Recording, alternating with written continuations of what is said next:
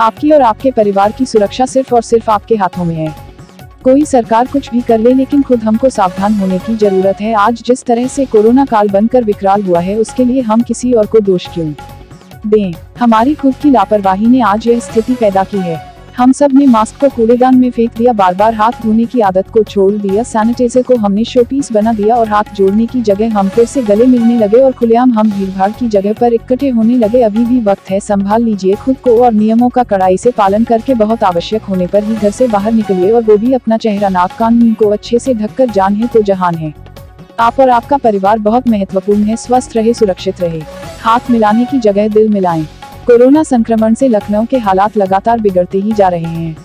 हालत ये है कि गंभीर कोरोना मरीजों की सरकारी व निजी कोविड-19 अस्पतालों में भर्ती होना पूरी तरह से बंद हो गई है। मरीज 3 दिनों से कोविड कंट्रोल रूम व स्वास्थ्य विभाग के अधिकारियों को फोन कर रहे हैं, मगर वह भर्ती नहीं हो पा रहे हैं। बेड नहीं होने से उनके पास एम्बुलेंस भी नहीं भेजी जा रही है।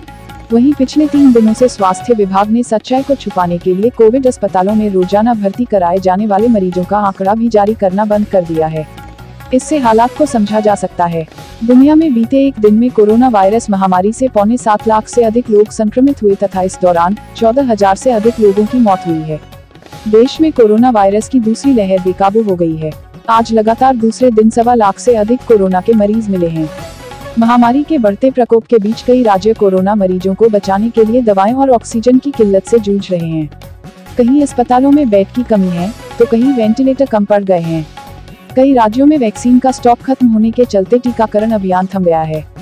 कोरोना के बढ़ते मामले के कारण शहरों में नाइट कर्फ्यू, तमाम प्रतिबंधों और वीकेंड या आंशिक लॉकडाउन जैसे कारणों से फिर एक बार प्रवासी मजदूरों में घबराहट का माहौल बनता जा रहा है।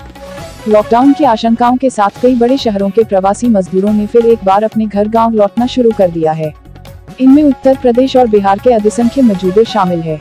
रेलवे और बस स्टेशनों पर आजकल घर लौटने वाले प्रवासी मजदूरों की संख्या में अचानक इजाफा हो गया है। विशेषज्ञों ने पाया कि कोरोना संक्रमण से ठीक होने वाले करीब 34% लोग किसी न किसी तरह की मानसिक बीमारी के लिए डॉक्टरों के पास पहुंचकर खुद डायग्नोस्ट करवा रहे हैं। इनमें कई तरह के न्यूरोलॉजिकल और साइकोलॉजिकल डिसऑर्डर शामिल हैं। और कोरोना संक्रमण से ठीक होने के करीब 6 महीनों के बाद मरीजों में इस तरह के लक्षण सामने आ रहे हैं। लखनऊ, यूपी में कोरोना ने तोड़े रिकॉर्ड। 24 घंटे में यूपी में 8,490 कोरोना के नए मामले। सबसे ज्यादा केस लखनऊ में मिले। अकेले लखनऊ में 2,369 कोरोना के नए केस। 24 घंटे में कोरोना से 39 लोगों की मौत। लखनऊ में किंग जॉर्ज मेडिकल यूनिवर्सिटी में हालत बेहद खराब है। यहाँ पर आज 26 डॉक्टर व मेडिकल स्टाफ कोरोना संक्रमित पाए गए हैं। लखनऊ में KGMU के पोस्टमार्टम हाउस में 5 कर्मी पॉजिटिव हैं। इसके बाद भी उसको अब तक सील नहीं किया गया है। लखनऊ यूनिवर्सिटी के तिलक गर्ल्स हॉस्टल में आज 3 छात्राओं के कोरोना पॉजिटिव होने की पुष्टि हुई है। उत्तर प्रदेश में योगी सरकार ने कोविड-19 की स्थिति को जानने के लिए मंत्रियों की भी ड्यूटी लगा दी है। सीएम योगी खुद कल वाराणसी जाकर वहां कोरोना की स्थिति का जायजा लेंगे। सीएम समेत अन्य मंत्रियों के जायजे के बाद प्राप्त रिपोर्ट के आधार पर सरकार कोरोना संक्रमण रोकने के लिए आगे की रणनीति बनाएगी। लखनऊ में एक्स उच्च शिक्षा IAS Aradhana Shukla Covid positive. उनके पति पूर्व IAS प्रदीप शुक्ला भी कोविड पॉजिटिव। प्रमुख सचिव अल्पसंख्यक कल्याण BL मीना होम क्वारंटाइन। उनकी पत्नी IAS Beena Kumari Meena corona positive. BL Meena के ड्राइवर किशोरी प्रसाद की कुछ ही दिन पहले हुई है कोरोना से मृत्यु। अल्पसंख्यक कल्याण निदेशालय के FRAO आशीष आनंद कोविड संक्रमित।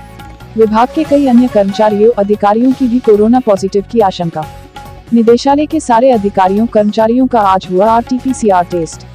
यूपी के बिजनौर में आज एक पटाखा फैक्ट्री में विस्फोट के साथ जबरदस्त आग से 5 लोगों की दर्दनाक मौत हो गई, जबकि 4 लोग घायल हो गए हैं। घायलों की हालत गंभीर है। उत्तर प्रदेश के मेरठ में एक व्यापारी ने खौफनाक कदम उठाया।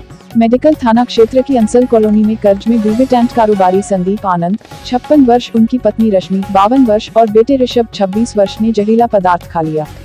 रश्मि की उपचार के दौरान मौत हो गई। पिता और पुत्र की हालत गंभीर बनी है।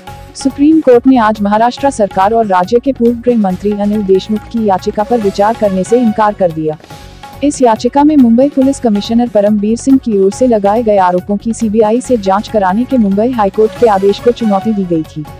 सर्वोच्च न्यायालय ने कहा कि निष्पक्ष जांच होना चाहिए। चैनल को सब्सक्राइब